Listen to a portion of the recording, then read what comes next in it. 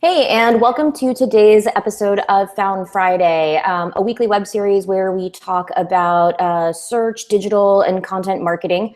And this week's conversation is around ABM, or account-based marketing and content marketing. So account-based marketing is a trend that has kind of been happening in B2B marketing for a while. Most of the conversation is around the marketing automation tools that actually help make this kind of personalization possible. So kind of leaving marketers to ask how content marketing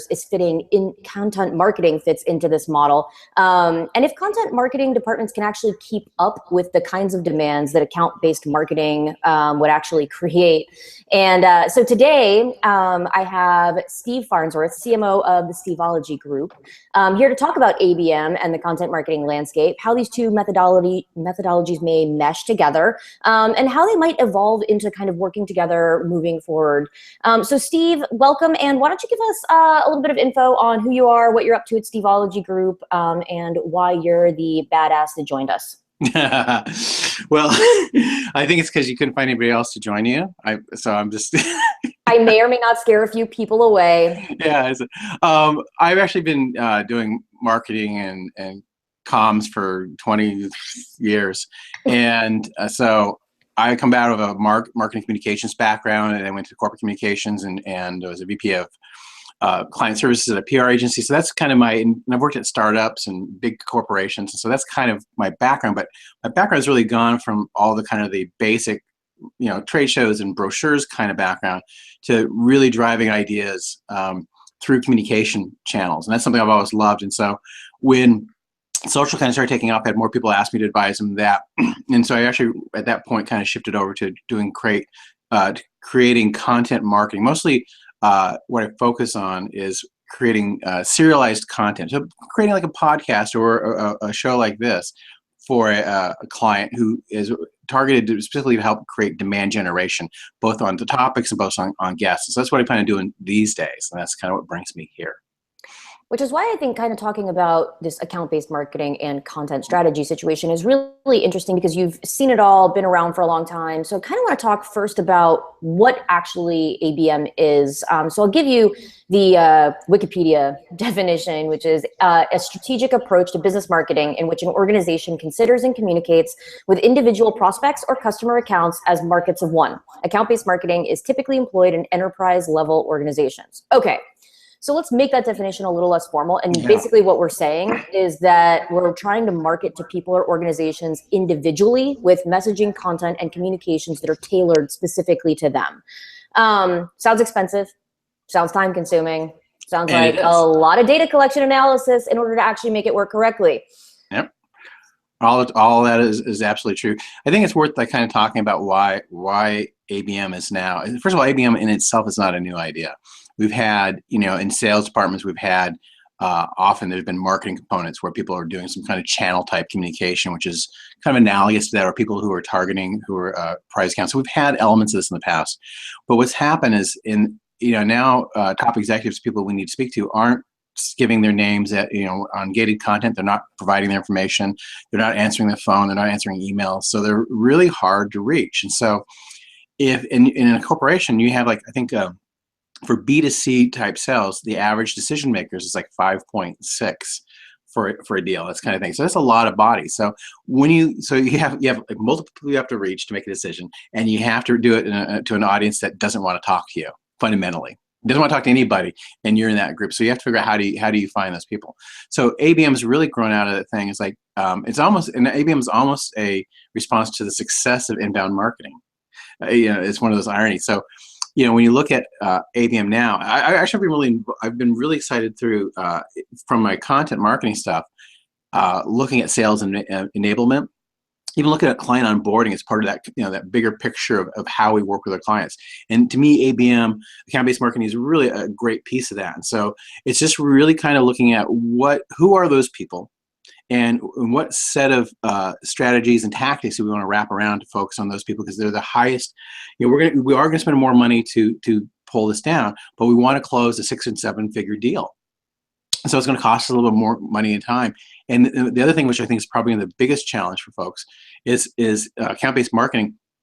Really, you talk about content marketing folks and other kind of social media marketing stuff. You're talking about inside sales. You're talking about sales and enablement reps and that kind of stuff. There's a lot of bodies that need to work together, and so it's a huge challenge. But there's a big pot of gold at the end of that.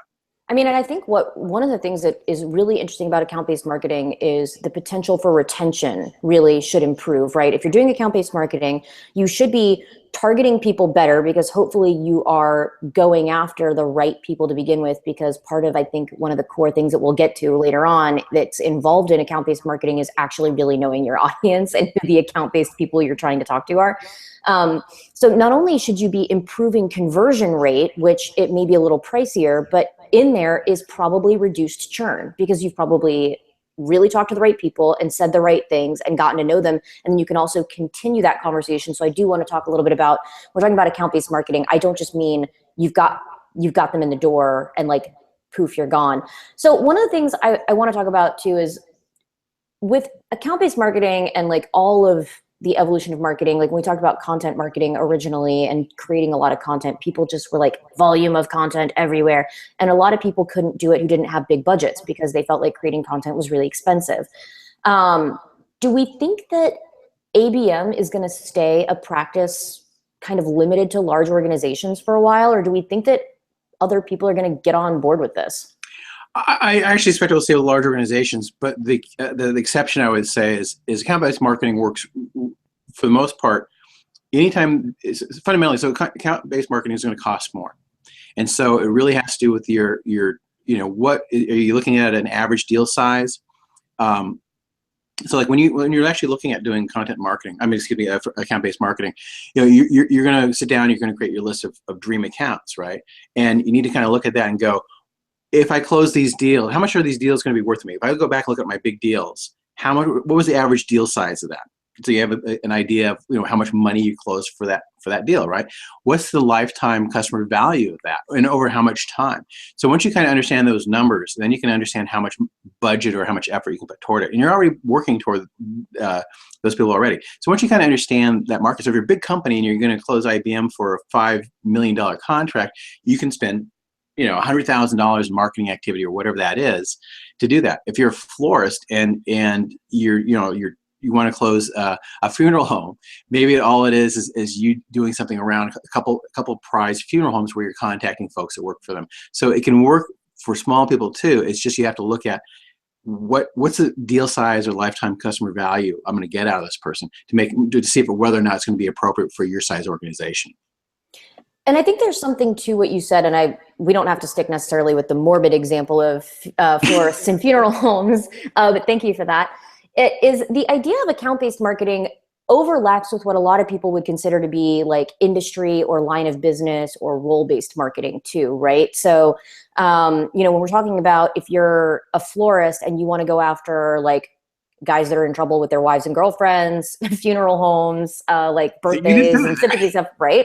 But like if we're talking about going after people kind of in different genres and then creating content that matches up with that, like that is role-based or industry-based or needs-based marketing. And so I'd like to talk a little bit about kind of what the differentiation is and how different does it need to be? So like, how much more specialized do you think content needs to be if you're targeting something beyond, like, let's say just a role or an industry or a need to get down to that like really personal, like what we're going to call account-based level?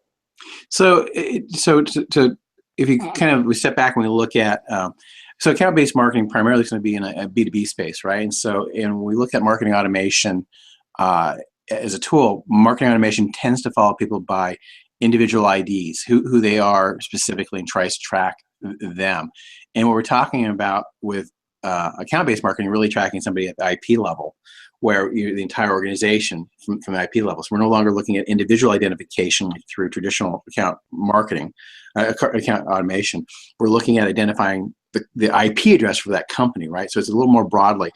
I think that once you kind of figure out so it's more of it's a more holistic approach to that one account. So it encompasses, I think, all the things you're saying, but we shift the focus to be looking at each company individually, because you can't pick 10 companies and market to those 10 top companies. You literally have to have 10 separate attack plans. There may be overlap, And that's perfectly fine. So once let's say you've gone, let's say you start with, when you're making that list, who are going to be those companies we're going to spend extra money to get? And most salespeople have like a list of their top targets, and that's a good place to start. You know, what are your dream accounts, and that's a good place to start. And again, going back and make sure that you looked at firmographic data, demographic information on that firm, the size of the company, the industry. Is there similarities between closed business in the past and the ones that are on that list? So is there a match there? And who are those companies that the salespeople want on that list? And then kind of looking through and kind of prioritizing that list and saying, taking the top, starting with the top 5 or even the top couple to start with, and and then sitting back. So you have that list of people, you understand that these really are the appropriate accounts to go after. So now we stop and we look at each of those, start with the most important account on that list. What are these people's really needs? And if we look back at our own content, what do we currently have in terms of our own content that's appropriate to possibly to share with these people? And we also may find, and probably will, that we need to do some kind of formal some additional content around those companies specifically. One of the challenges that people really wrestle with, and this is going to be part, we have to get over our headspace of sending out hundreds of things. We have to think about personalization, and this is one of the biggest challenges any company who's doing ABM right now is facing, is the personalization of content. And I think it's more expensive. It takes people's mind share, and you have to look at it. That's why whoever ends up on that list has to be just the right person. But when you sit down and you look at your content, you can say, hey, we have these pieces of content, we have these other ones we should create, and those pieces of content may be good for multiple companies on that list, and they may be great for other people and generically on your content marketing program. But you start with, who are these people, what are those needs, and then plan out what you have then and see where your gaps are.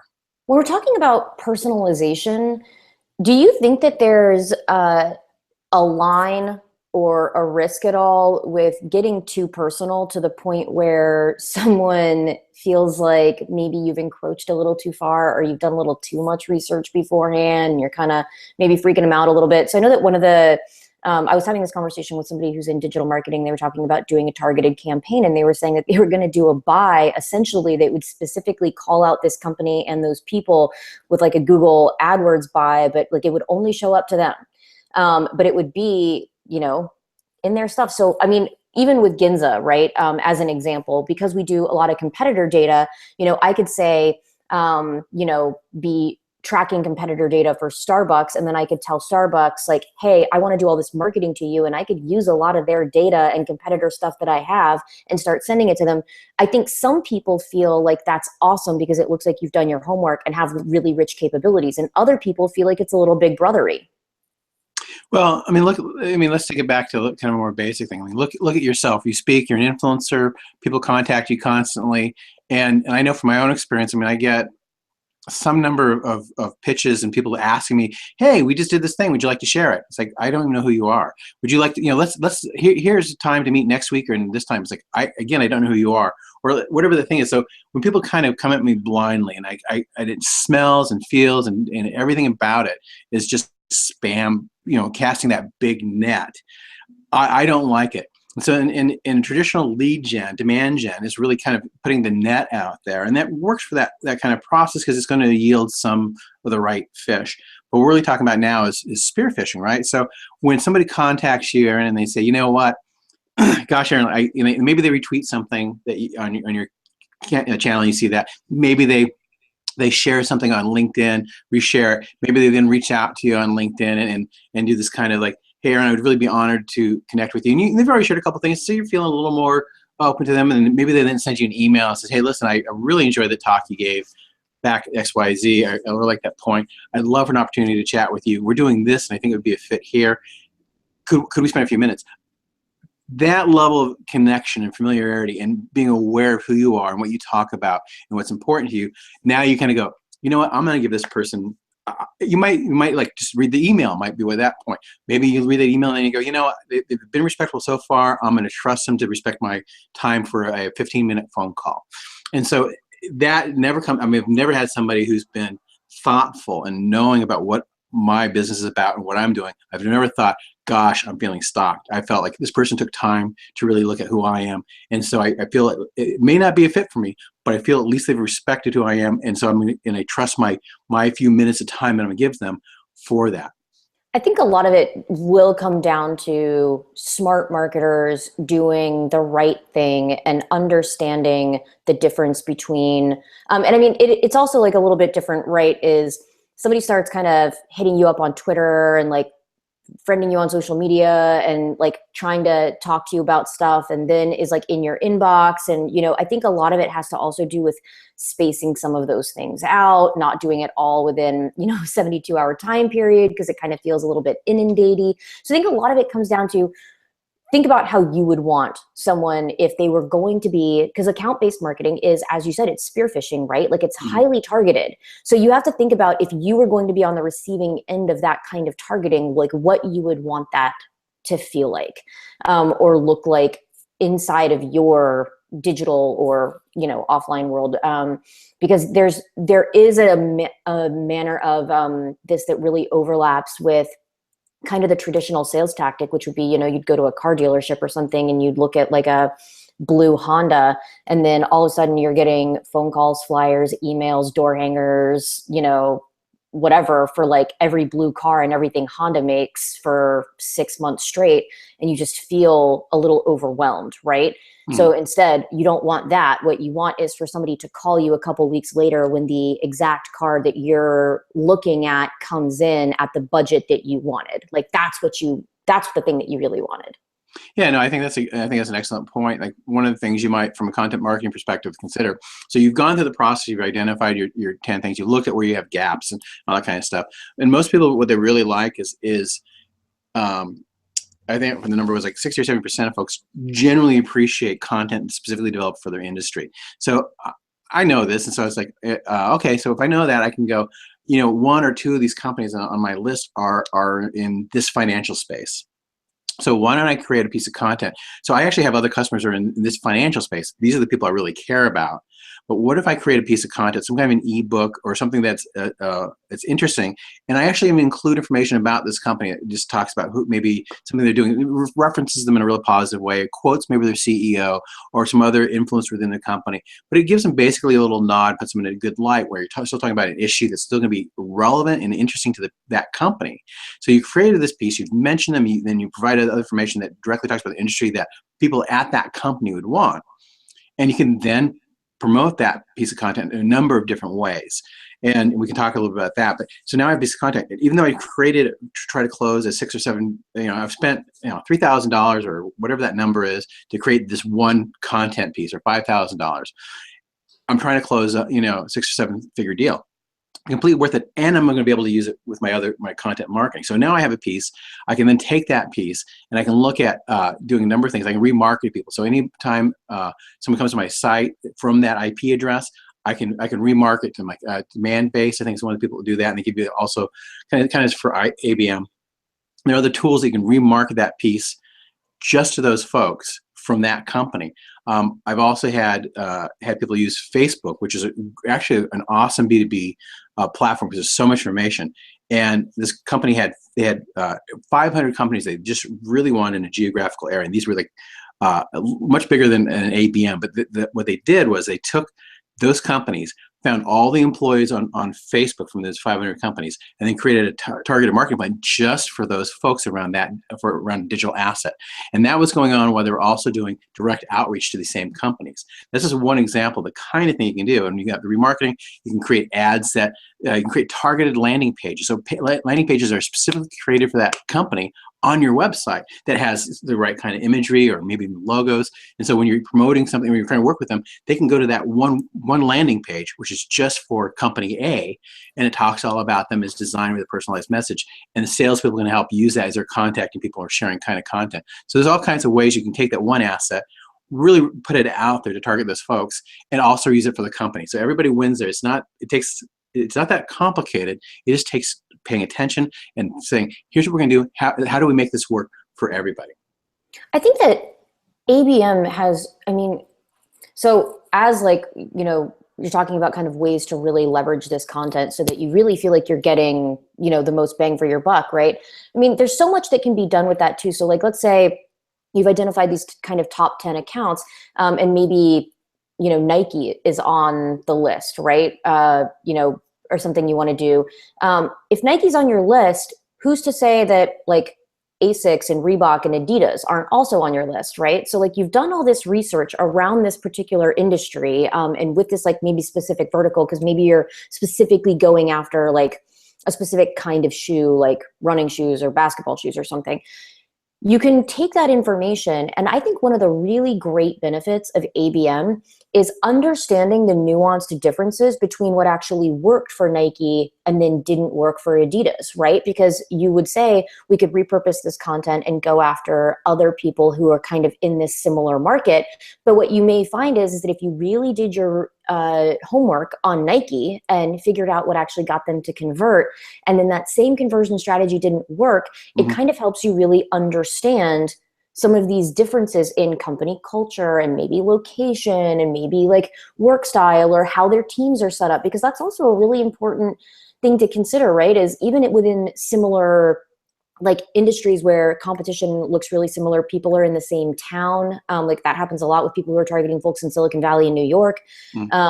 Is the way that the company is actually structured and who's part of the decision-making process and like who rolls up to what, right? So like even with this conversation around ABM, who do you think owns ABM? Is it content marketing? Is it somebody else? You know, like things like this, that might be a different conversation within every organization, right? Like what does the actual structure of that look like?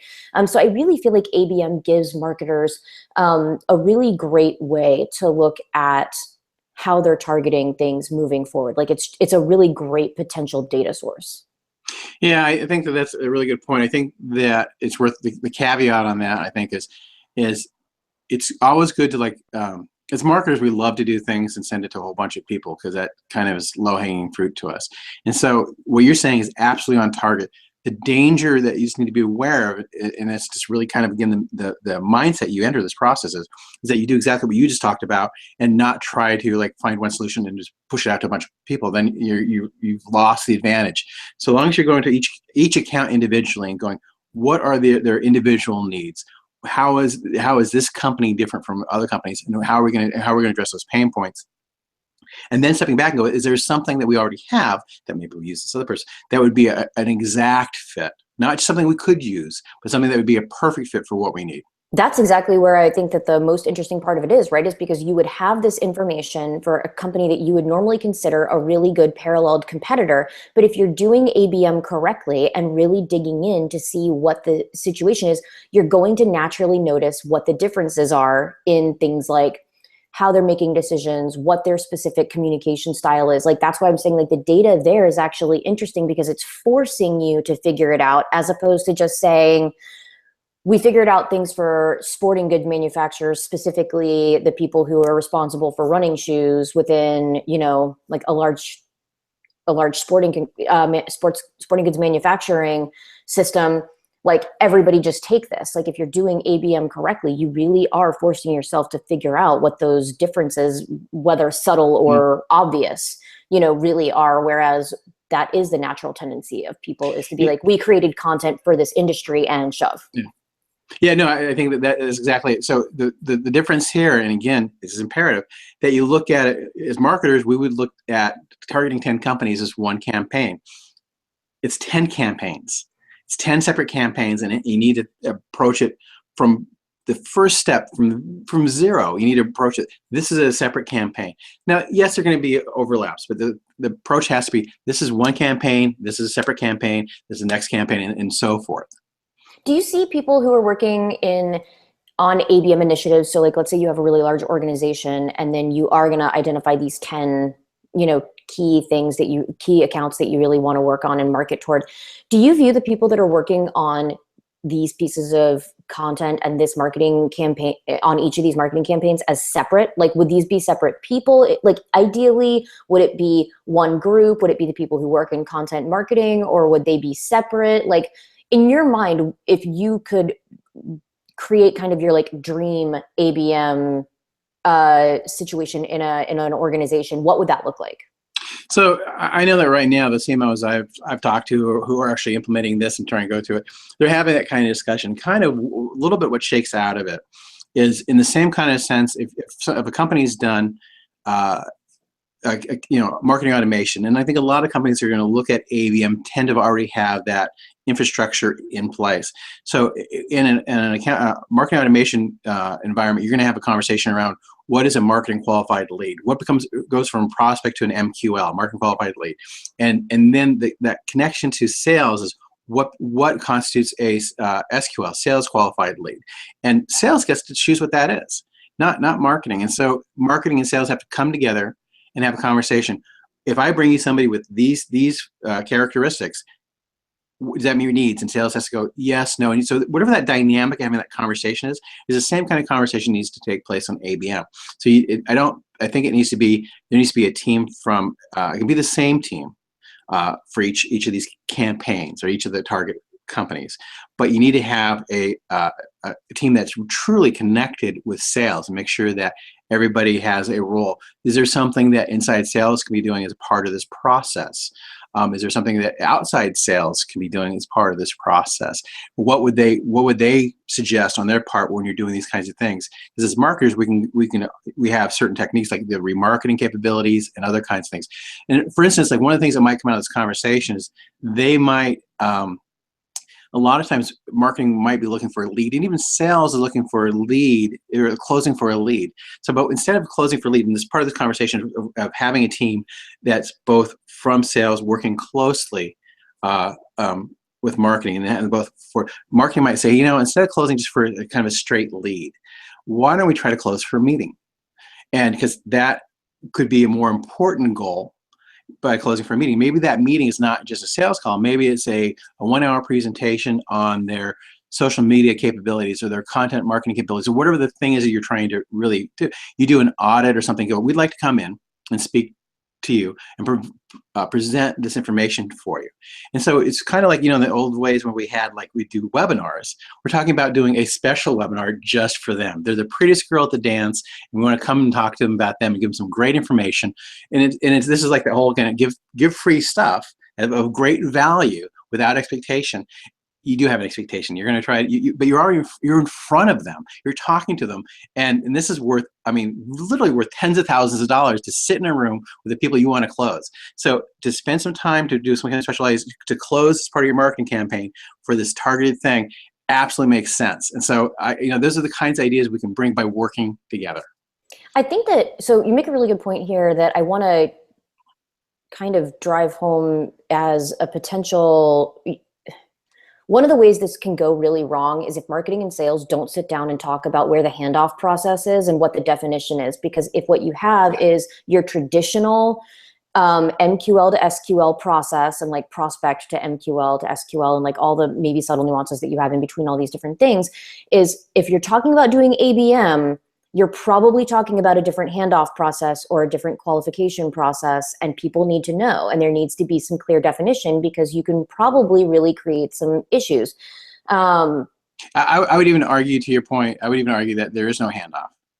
Right. That it is you're doing that. You're going in together from the beginning on both sides, and yes, sales is going to kind of take over certain activities, but that it truly is a seamless process, opposed to, even though I talked about the MQLs and SQLs, but instead of actually having even a handoff per se, it is truly one unified process. Well, and the best baton pass, right, is the one that the customer never sees or feels, right? So like they should never know that they're a baton, right? Maybe there's not a baton pass at all. Yeah. And it would be, and I think that that's like one of the things that's interesting about ABM is that a lot of organizations are not currently set up to work this way necessarily. And a lot of marketing and sales organizations are kind of set up to be at odds with each other. I've worked with a number of organizations back in like my agency days, and even internally as a marketer, where I saw people kind of at odds trying to take credit for close, credit for lead gen, different types of things. And that is certainly something that will not help anybody trying to successfully establish ABM. I think that one of the other things for account-based marketing is, when we're talking about setting something like a process like this up is, you need to make sure that when people are talking about, everybody comes together and agrees on who these targets are and the amount of time that they're spending. Is you also want to know what other things are they probably seeing in addition to the content that we're creating just for them, because there's likely other content that your organization is creating. And you want to make sure that, like, because you can't prevent them necessarily from seeing all of that, that you're not at odds with it, that they're not getting conflicting messaging. Do you want to talk at all, or do you have anything to say kind of about making sure that you stick within some sort of reasonable boundaries there? That's really hard. It's hard to give generic. It's hard to give that kind of high level advice. I just think that it really is about making sure that people need to be judged. I think to make people work smoothly, people need to be judged on the same goals and metrics and rewarded similarly with risk. And so I think that kind of mentality is really comes from head down. It's a larger organizational thing, and I think ABM is only going to work if you have that larger organizational true drive and vision and commitment to working together, as opposed to like feeling, marketing's over here and sales is over there. So that's going to be, and one of the things that actually just worth kind of mentioning is like, let me give you an extreme example of account-based marketing. It was one guy, and this guy it was a consultancy, and he worked with companies in transformation and in great turmoil. And so his lead source was literally the Wall Street Journal.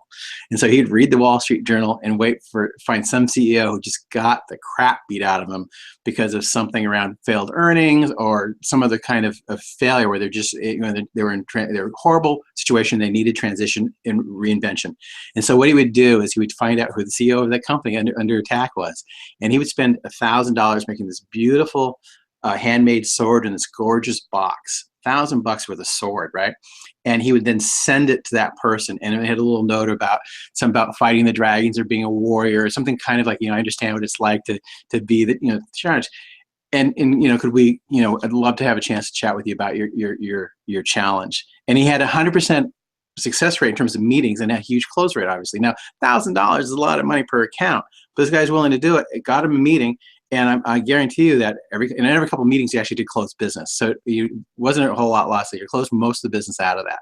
And so for $10,000 worth of swords, he would close, hundreds of thousands of dollars worth of business for himself. And so that's the simplest example of, I think, account-based marketing. It was one thing to one person. And it even shows that direct marketing, and I'm not suggesting everyone send out $1,000 swords, but it even shows that direct marketing for some of these people who can't reach. Old-fashioned direct marketing, customized thing, is something we can work from marketing. We say, we'll create this letter for you, and we'll take care of mailing it out. And inside sales or salespeople, you help us, you let us know who these folks are, because we've already had that conversation, and we'll take care of this piece for you. And so there's a way we can bring those kinds of tools together and work together. Side note, anybody who sends me any sort of medieval weaponry will get my business hands down. I don't care what you're selling. I'm really excited. I really want somebody to send me a sword. Or a mace, or I was going to say mace. I was going to say, or some chainmail, maybe a chainmail little outfit. I mean, I'm open. If you want to send something, if somebody wants to send something, you have my business. No, I mean, and that is, I love the direct mail idea, or like the personalized situation, obviously, because our digital life is so crowded that honestly, you're potentially going to get more breathing room in a, new, unique offline situation where maybe somebody's mailbox is not necessarily as crowded, or, especially if you can get something that, that they might actually like. Maybe not everybody has quite the penchant for weaponry that I do, but if you know what somebody likes, it is like a really interesting, it's an interesting thought process. And I think that, we have some other stuff that we want to make sure that we talk about and get to, kind of all in this general set of topics around kind of like what the evolution of, effective marketing really looks like now. And we've gone over time. So I think that we're going to have you back around a bunch for a little while. At least I hope so. So if there's anything you want to, say in closing, let me know. I think that, I guess that last example, one of the reasons I like the sword example is I think even for marketers who deal with large transactions, $1,000 to one person is kind of like, what the hell?